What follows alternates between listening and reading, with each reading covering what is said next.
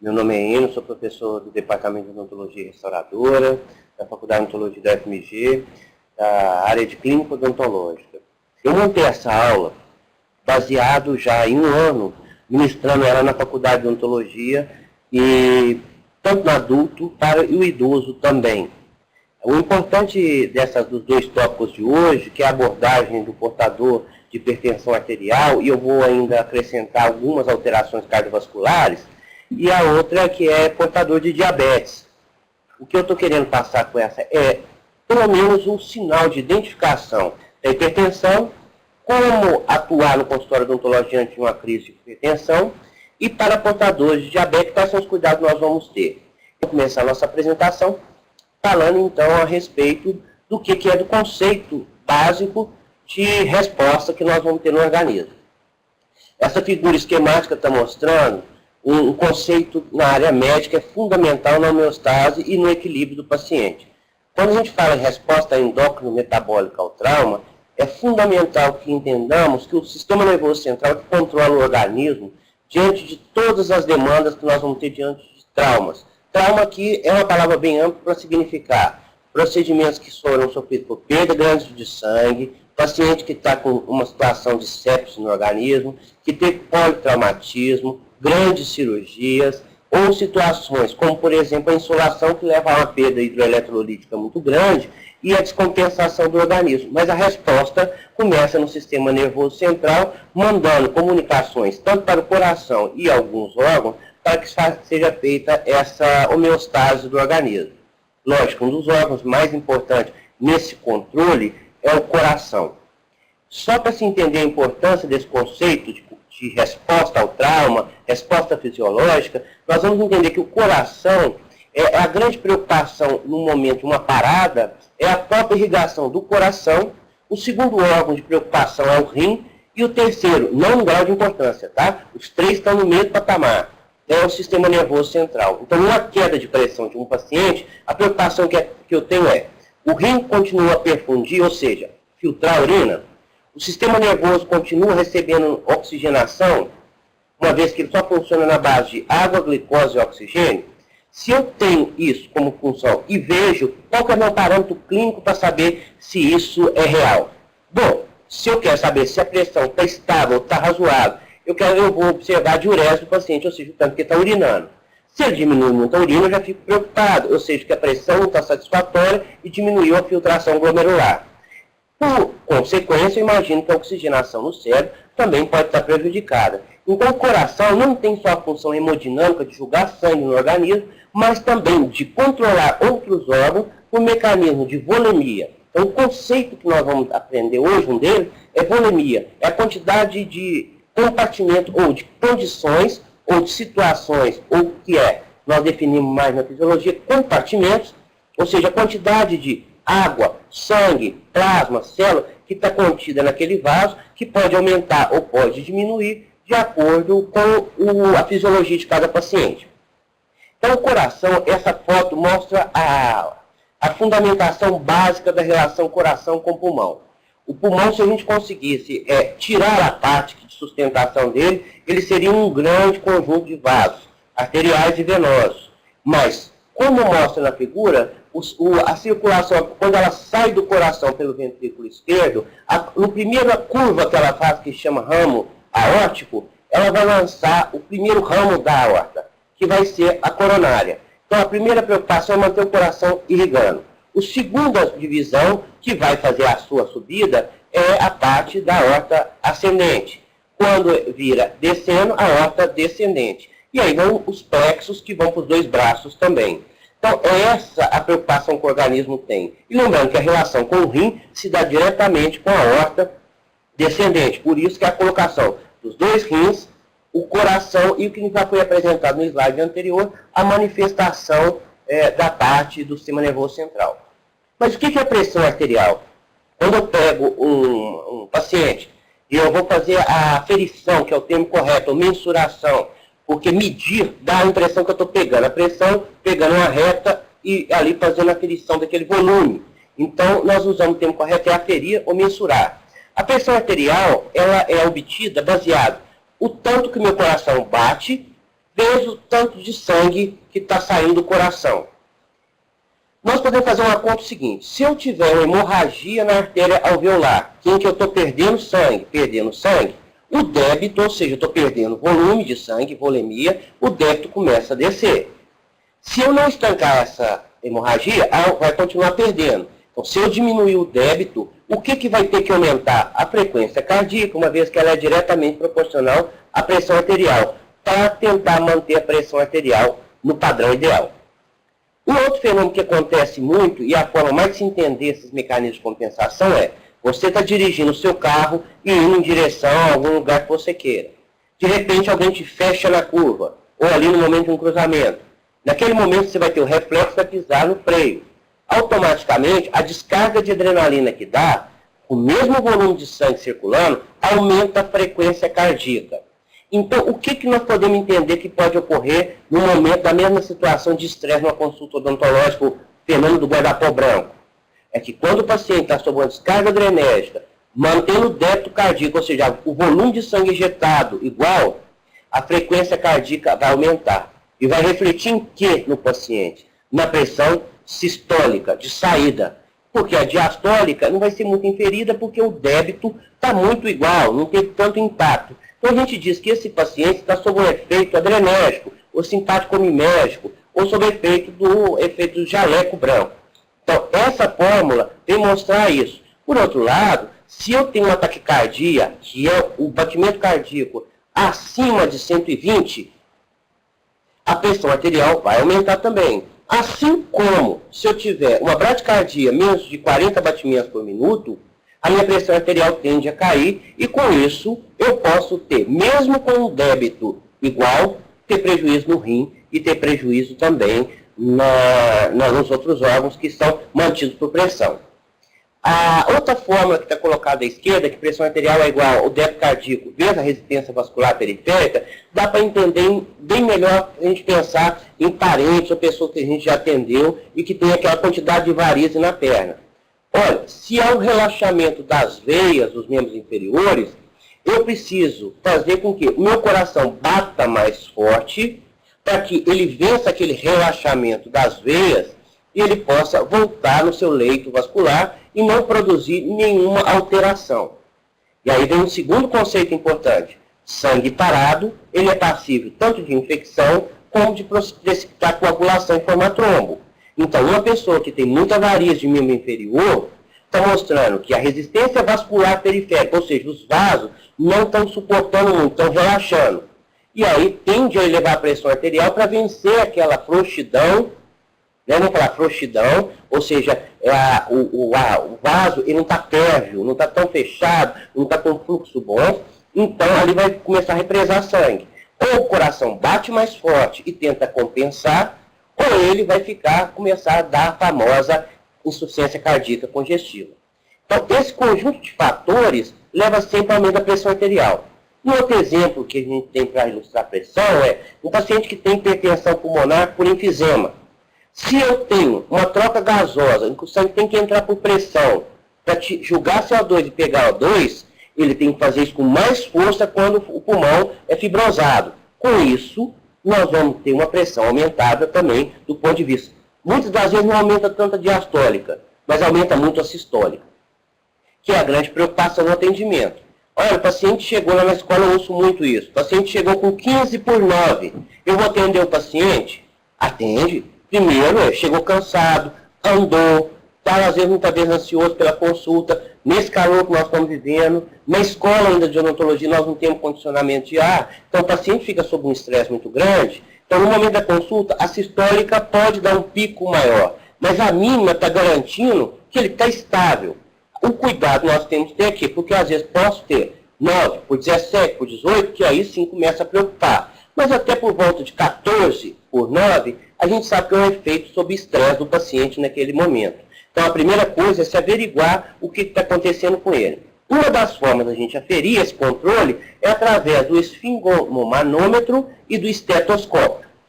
Eu sempre falo que o esteto e o esfingomanômetro são fundamentais no consultório odontológico. Primeiro, se eu uso só, que vai passar agora, os outros aparelhos só para adiantar um pouco, com os digitais de punho e digitais também que ficam na região do antebraço, nós não vamos auscultar como é que está o ritmo e o volume do pulso. Então é importante entender que um pulso tem que ter ritmo, ele tem que ter volume e tem que ter um leito vascular sem interrupção. Para quem já entendeu, por exemplo, um portador de insuficiência renal com uma ocasião de uma anastomose, uma fístula no braço, para receber a hemodiálise, né, a cânula da hemodiálise, vai lembrar que quando a gente coloca a mão sobre aquele turbilhamento, você sente que o leito vascular até treme de tanto volume de sangue que chega naquele local.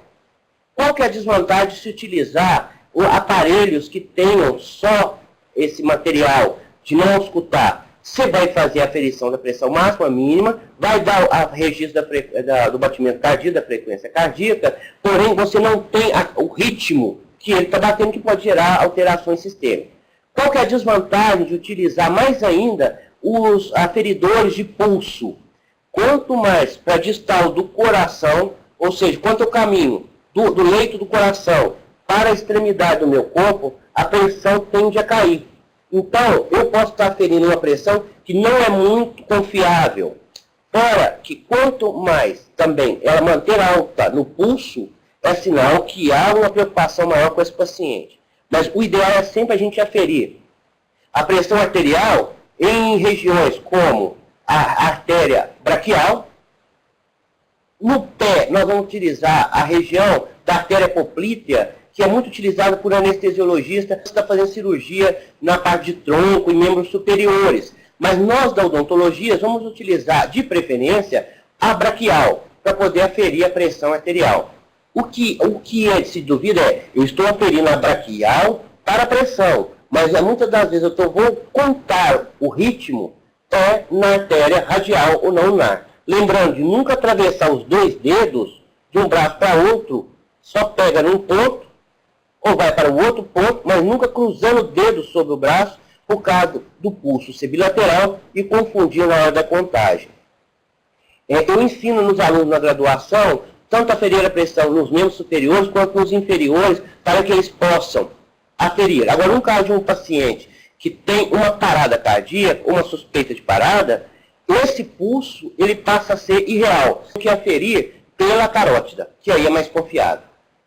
Voltando um pouco aqui, então, nos slides, eu sugiro, então, sempre o esteto-esfingomanômetro para a aferição da pressão arterial. Se a pessoa perde em débito, a frequência aumenta. Se o coração fica com bradicardia, a pressão vai diminuir. Então, a pressão está sempre associada à frequência cardíaca, ao débito e também vou associá-la nessa outra forma à resistência vascular periférica.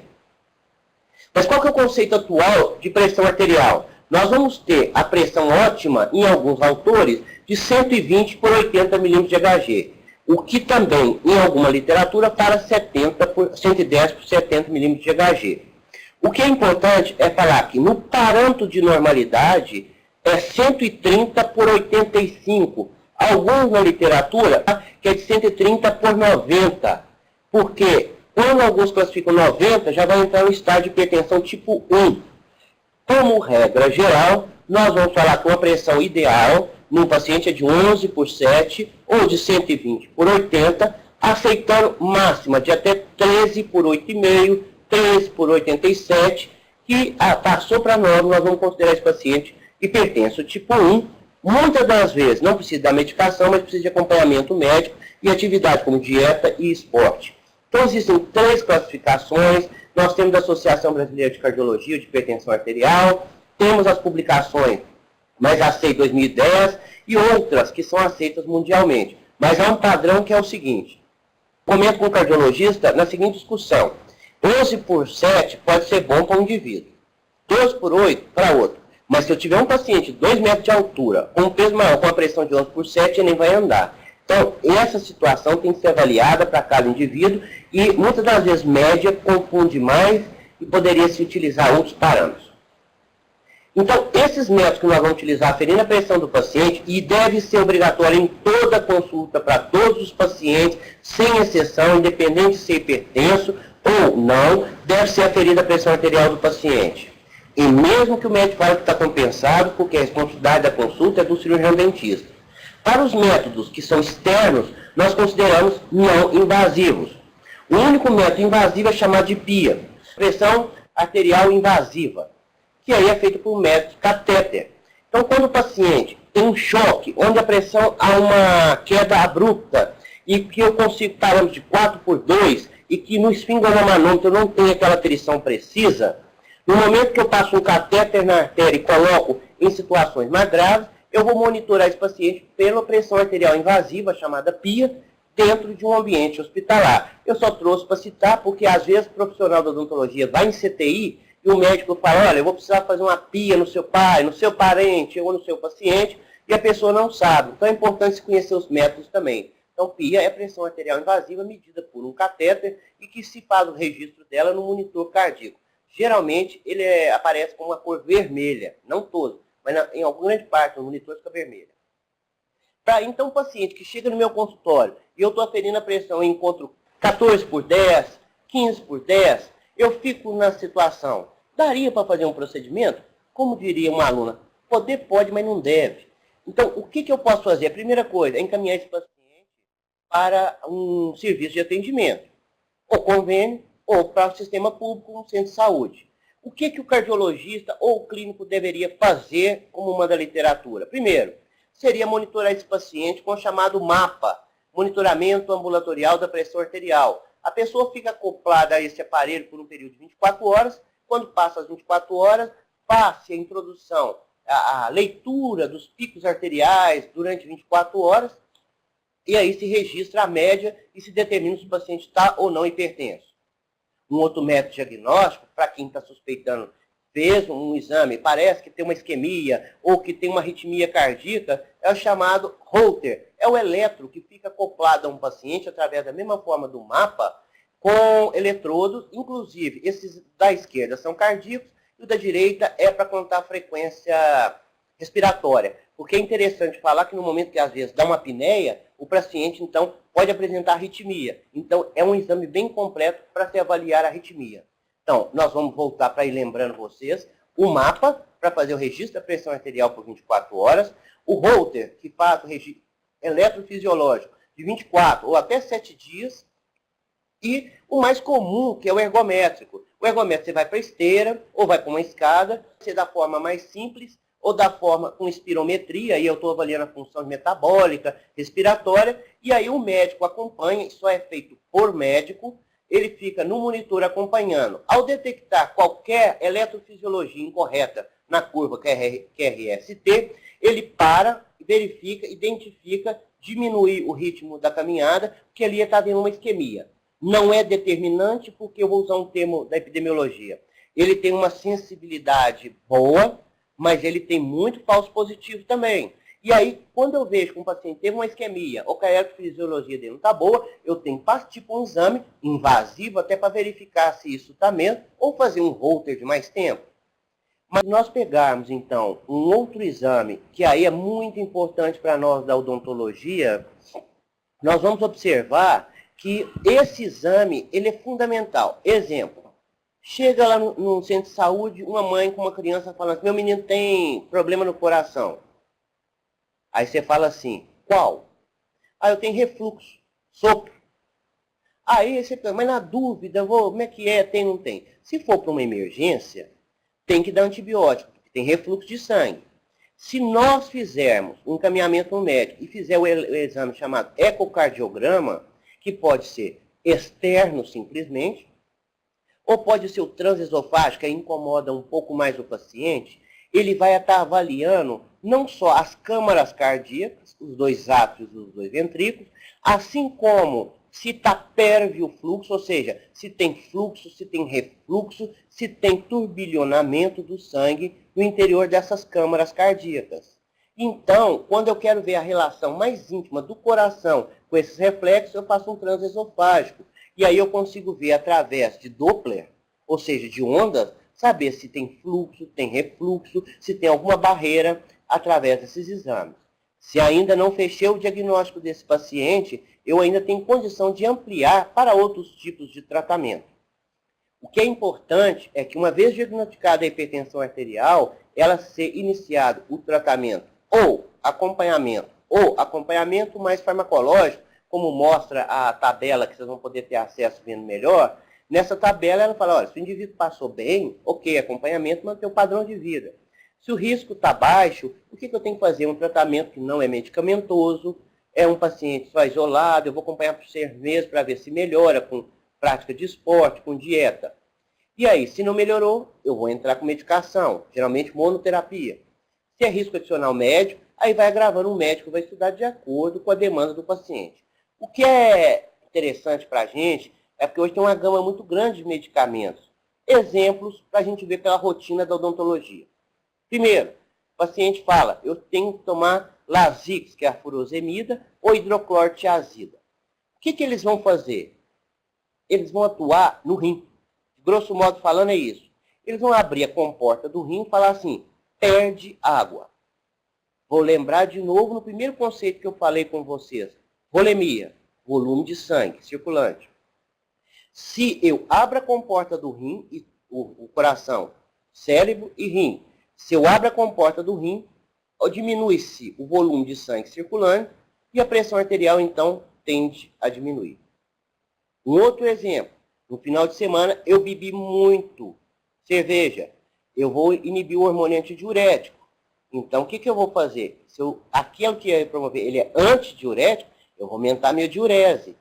Mas eu estou julgando o álcool dentro do meu organismo. Então, eu roubo água de outros órgãos, de tecidos, para o sangue, para tentar compensar isso.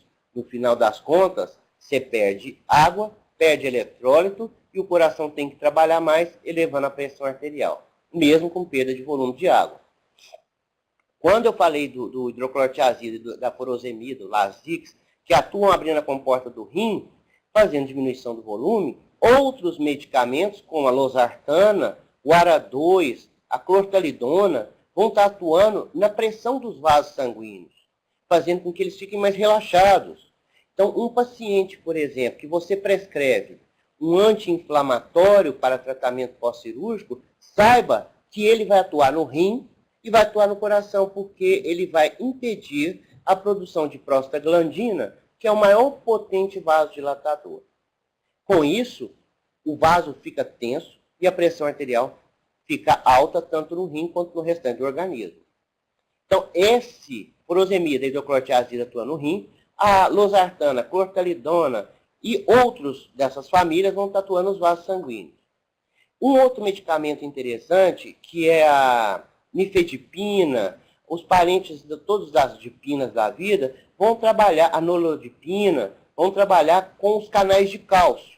Aí você pode pensar assim, mas não é no coração? Não, nos vasos sanguíneos. Então, atuando no vaso sanguíneo, eu vou ter também um efeito muito importante para o controle da pressão arterial.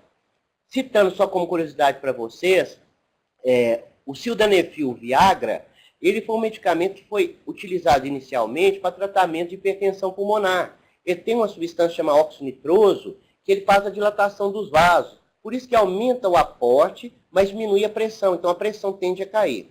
Viram que ele tinha efeito secundário em outra parte do organismo. E aí se descobriu também que ele tinha um efeito como contra a impotência sexual. O que é perigoso é falar que toma que não vai ter problema. Se um paciente tiver com coronária entupida, vamos falar assim, uma arteriosclerose coronariana, o que vai acontecer? Vai diminuir a irrigação do coração. Eu vou aproveitar até para pular para frente e falar, o medo que a gente tem, ou que a maioria dos médicos escreva não usar adrenalina, é porque a adrenalina que eles utilizam é em concentrações muito altas. Nós utilizamos de 1 para 100 mil, ou NOR de 1 para 50 mil. Quando eu quero vasoconstricção periférica, a NOR é melhor, inclusive, que a adrenalina, nessas concentrações. Agora, a segurança cardíaca, qual que é a preocupação? É que se um paciente tem alguma coronária com alguma estenose, ou seja, fechada, se ele tem alguma obstrução ou colocou algum estender, se por um acaso houver injeção intravascular, pode ter repercussão nessa coronária e o paciente tem uma isquemia. Por isso que nesses pacientes, quando não se tem o diagnóstico, o tratamento não foi bem realizado, é preferível utilizar medicamentos à base de vasoconstrictores não adrenérgicos. Qual que nós temos aí que é o Citaneste? Ele é o quê? Prilocaína com felipressina, que fecha o vaso, mas não causa uma repercussão nas coronárias. Só nesse caso, assim, que eu contraindico, porque para hipertenso tipo 1 e tipo 2, Delouro et al. Em 2002, De Castro et al. Em 2002, publicaram e mostraram trabalhos, revisão sistemática, mostrando que, para esses grupos de pacientes tipo 1 e tipo 2, a lidocaína a 2% com noradrenalina de 1 para 50 mil ou adrenalina de 1 para 100 mil não causa alteração na pressão arterial média do paciente. Lógico que no início da pesquisa mostra que altera a pressão arterial. Depois ela cai e estabiliza. Então, para esse grupo de paciente, agora, se tem coronariopatia, se tem história pregressa de angina, evita utilizar anestésico com vasoconstrictor, como, por exemplo, adrenalina e noradrenalina. Outro tipo de medicamento, que eu falei, canais de cálcio, nifedipina e anolodipina, ele está fazendo com que os vasos, né, impedindo que eles se fechem. Então, ele bloqueia o canal de cálcio e os vasos sanguíneos que têm musculatura ficam relaxados e a pressão tende a cair. Um dos efeitos colaterais dessa medicação é que em alguns pacientes costuma reter líquido e fica com edema de membro inferior. E é um sinal que tem que trocar a medicação. Existem outros medicamentos, e aí os dois mais usados seriam no controle da pressão arterial, é o captopril e o enalapril. Esses medicamentos, inclusive para protocolo médico e odontológico, em casos de crise hipertensiva no consultório, lá na faculdade eu tenho esse exemplo, a gente prescreve e faz a utilização imediata dele de captopril de 25 miligramas. O exemplo real que aconteceu com a gente é um paciente nosso, acima de 60 anos, idoso, gênero masculino, ele chegou na faculdade de odontologia para atendimento com um eritema de epiderme, ele estava parecendo uma telangiectasia, ou seja, a pele muito vermelha, eritema todo. Aí, na conversa, ele falou que andou da região do Shopping Del Rey até na faculdade, sob um sol quente. A aferição da pressão arterial dele registrou no primeiro momento 21 por 17. Aí foi a preocupação, eu falei, eu não posso nem liberar esse paciente se não fizer uma medicação urgente. Como hoje na escola nós temos equipamento e também alguns medicamentos, e tinha o captopril, embora eu sempre carrego na bolsa, e quem conhece lá na clínica, eu levo a minha pasta com os medicamentos, aqui eu carrego as medicações. Mas lá a gente tinha o captopril. O que a gente faz? Põe debaixo da língua do paciente e aguarda 30, 40 minutos. Afere de novo a pressão arterial. O paciente já tinha melhorado um pouco. 19 por 14. Não tá bom e não. Depois mais um captopril debaixo da língua, 25.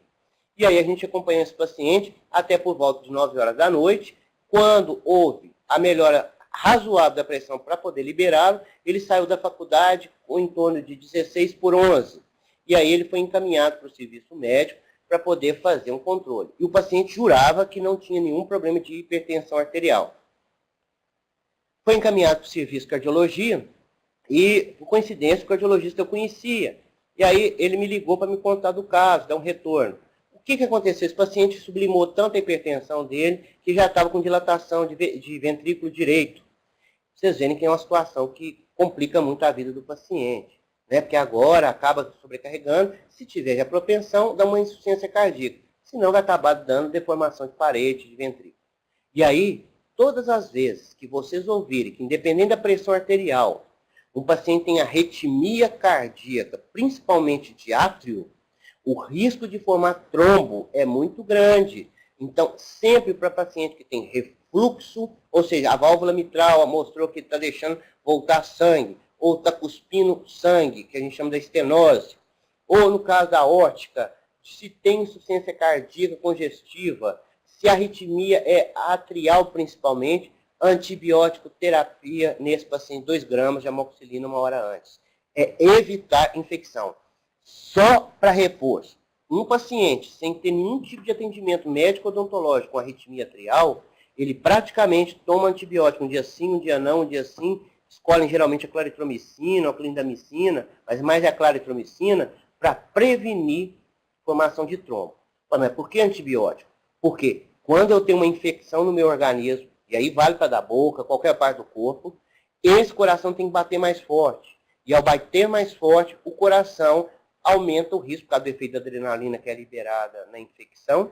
Então, infecção libera adrenalina, aumenta a pressão arterial do paciente, e se aumentou a pressão arterial do paciente e ele não está perdendo sangue, foi a frequência cardíaca que se elevou. Sendo assim, ao se elevar a pressão arterial, eu estou com o coração batendo mais. Então, aumenta a chance de ter arritmia nesse ato e formar trombo. Então, nós não podemos deixar esse paciente sem cobertura de antibiótico. Então, é praticamente isso que vocês vão encontrar na clínica, no relato de vocês. Paciente fazendo uso de captopril e enalapril, que são inibidores da enzima conversora de angiotensina, os que vão fazer aumento de diurese, que é o furosemida e o Lasix. A consequência disso é que idoso acaba desenvolvendo uma situação de cãibra, porque depleta, ou seja, perde muito potássio. O tratamento mais barato para isso é toma o seu medicamento, o seu Lasix, hidroclorotiazida, e aí aproveita e come uma banana na parte da manhã, porque a glicose é boa, vai ter potássio em quantidade para repor e evitar cãibra no idoso.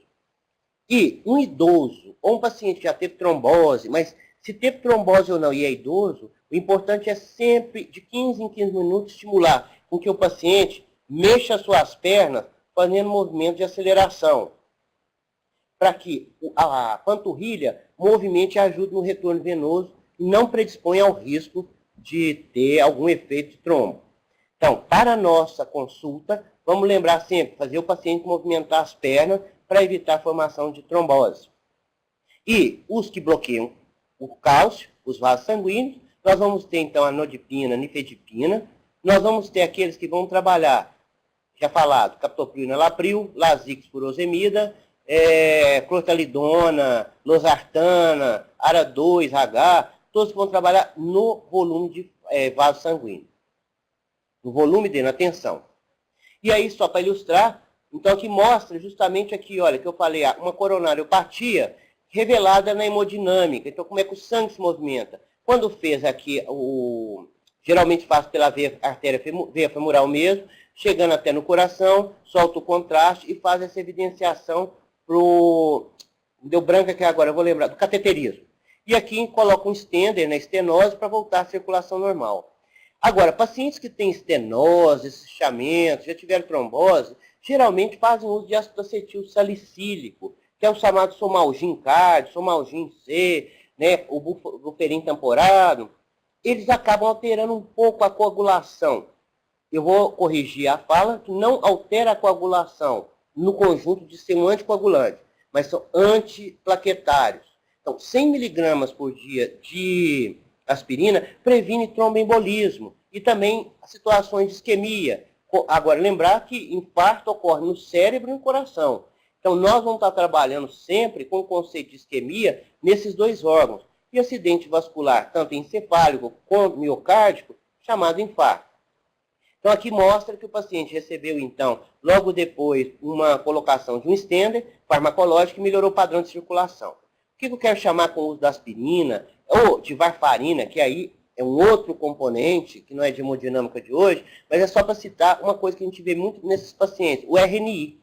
Eu coloquei uma tabelinha aqui do lado, que é do artigo do professor Leandro Napier, e ele coloca alguns padrões de referência. Por exemplo, quando você tem um RNI de 1, é um paciente tido sem alteração, que é um padrão, tem 100% de coagulação de tempo de protombina.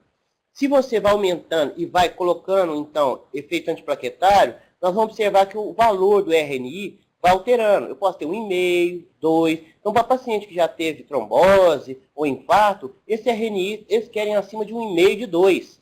Para bloquear procedimento cirúrgico, nós vamos fazer acima de 3, 3,5. Eu ainda, em ambulatório, eu sou mais conservador. 3 é o máximo que eu aceito para fazer procedimento cirúrgico.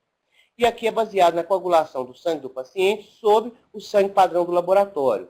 E aí, quem tiver acesso, depois quiser aprofundar mais sobre isso, é só para citar. Não tirem a aspirina. Façam os procedimentos sobre o uso da aspirina. Vai sangrar um pouquinho mais, mas nada que uma boa sutura e gelo, que faz a ação analgésica, anticoagulante e antiedematosa, para controlar o quadro desse paciente. Gelo é barato, não tem tanto problema, mas o que é importante é a gente garantir essa manutenção. Se retira o risco de ter um AVC, um acidente vascular isquêmico, ou transitório, ou definitivo, ou no coração, é muito grande. E aqui, só para ilustrar, né, mostrando então o paciente fazendo o eletrocardiograma para poder avaliar a condição de eletrofisiológica dele. Sobre o outro aspecto da aula, e que trabalha junto também, é o pâncreas. O pâncreas é o responsável pela produção de insulina e glucagon, que nós vamos estar sempre observando. Enquanto que as células alfa produzem o glucagon, as células beta produzem insulina. O glucagon quebra glicogênio e a insulina forma glicogênio. Qual que é a relação que existe deles? Toda atividade adrenérgica, ou seja, eu estou estressado, eu estou cansado, o que vai fazer é que a adrenalina inibe a insulina e faz com que os fatores de glicose no sangue vão aumentando. Mas você também, né, brincando aqui comigo mesmo, mas eu falei mesmo também que a adrenalina aumenta a pressão arterial. Sim, por efeito direto. Mas também não só aumenta a pressão arterial, como também a adrenalina inibe a insulina. Se ela inibe a insulina, eu vou ter mais glicose circulante no sangue.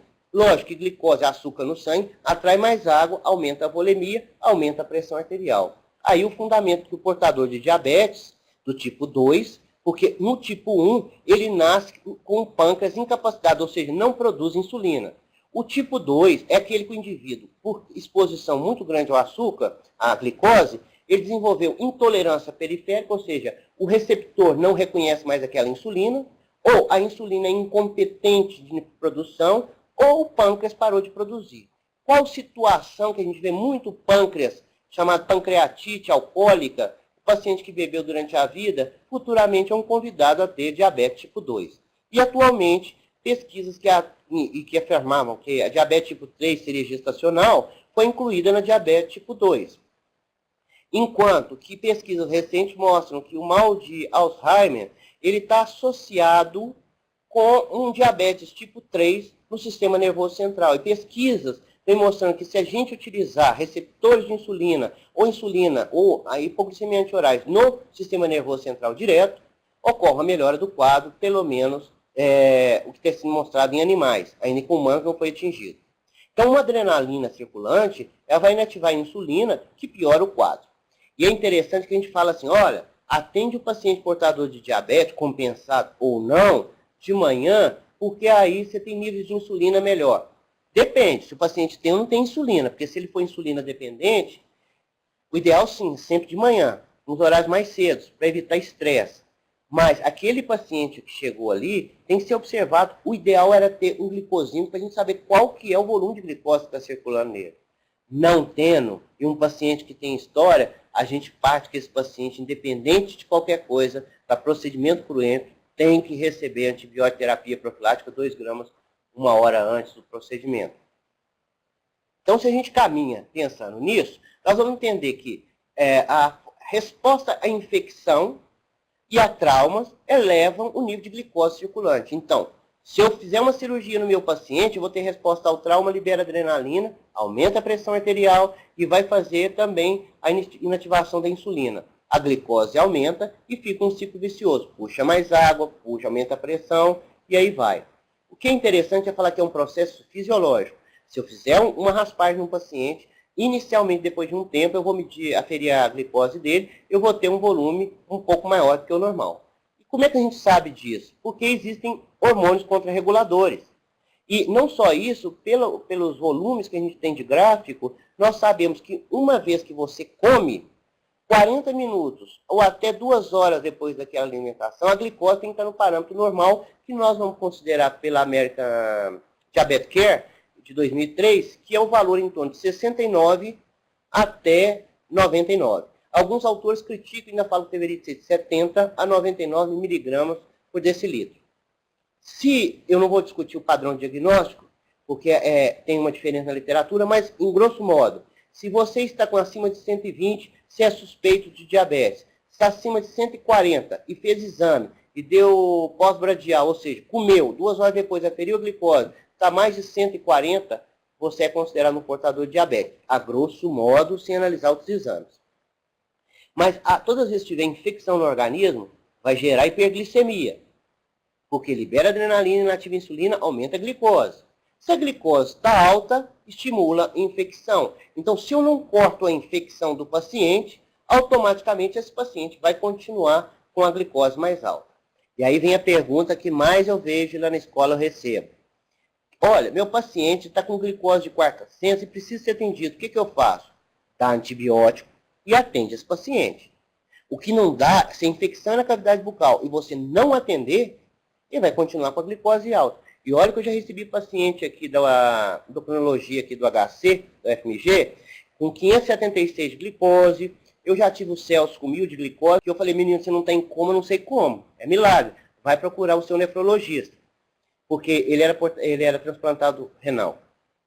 E esses pacientes que a gente tem de 400, essa menina de 576, eu falei, não, mas ela porque está em jejum. Olha, um paciente que está com 576 de glicose, o que posso preocupar é com a hidratação dele. Agora, alimento ele tem no organismo. Porque se nós fazemos jejum de 8 horas com anestesia geral, um procedimento médico, como é que o médico vai me atrasando cada vez mais minha cirurgia, minha glicose cai, eu vou desidratando, e com isso piora o quadro de resposta no pós-operatório. Então, quando se raspa um paciente, quando faz um trauma, um preparo, por mínimo que seja, a glicose aumenta e a pressão arterial, nem que fosse sistólica, vai aumentar também. E como é que nós sabemos disso na odontologia? Porque Gross, em 97, avaliando portadores de diabetes, e através de um dos exames, os mais comuns são glicemia em jejum, glicemia pós-bradial e a hemoglobina glicada, ou glicohemoglobina, se ela está alterada, eu fico observando, e tem doença periodontal, à medida que os pacientes eram tratados da doença periodontal, essa hemoglobina glicada, ou glicohemoglobina, que é o padrão de diagnóstico dela, de referência para rigidez, é até 6,5 ou 7, dependendo do método, ela começa a diminuir e a glicemia a descer. O que me preocupa mais? É a glicemia ou a glicohemoglobina? As duas, mas como fator de predição ou mais sensibilidade, é a glicohemoglobina. Porque um paciente pode, de um dia para o outro, fazer um jejum daqueles e chegar lá com a glicose boa, mas a glicohemoglobina não. Ela suporta mais ou menos aí um mês, tem na literatura 2 meses, 3 meses, que ela suporta bem, e ela dá um registro da história de quanto o paciente utilizou de glicose para transporte.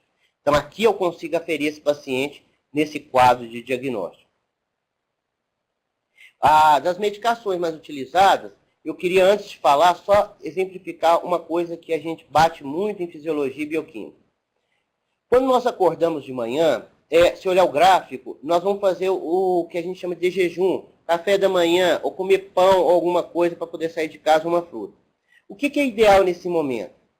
Primeiro, a sua glicose tem que estar no máximo 99 e no mínimo 70. Como é que funciona o organismo? Você acorda de manhã, você faz o seu de jejum, pequeno almoço, petit déjeuner, o nome que vocês queiram dar, e aí a glicemia aumenta. Só que ela vai aumentando, aumentando, aumentando, aumentando. Quando ela chega em 140, é o máximo, em média 120, mas chegando até 140, o que vai ativar? A insulina. A insulina começa novamente a descer esse nível de glicemia. Então, esse nome desse primeiro pico, nós damos o nome de pico glicêmico. Logo depois, em média 3 horas, 3 horas e meia depois, faça o almoço ou um pequeno lanche. Aumenta de novo. Chegou em 120, desce de novo. E a insulina atua. E aí vai, subindo e descendo com as refeições. O que é o problema do organismo? Se você sai de casa sem o café da manhã e vai simplesmente almoçar, o organismo entende que naquele período ele gastou energia e não recebeu. Então, quando você vai comer novamente, o organismo acumula sob a forma de gordura. Guarda um pouco de glicose, mas predominantemente gordura. E aí a pessoa começa a ter não ganho de peso, mas aumento de peso, principalmente tecido gorduroso. Que para o portador de diabetes, desculpa a expressão, mas é uma merda, né? Porque se a gente pensar que ele já tem problema no metabolismo, a glicose dele está e ainda faz reserva de gordura, quando ele não tiver glicose, ele vai queimar e virar aquele corpo cetônico que vai dar aquele bafo cetônico no paciente.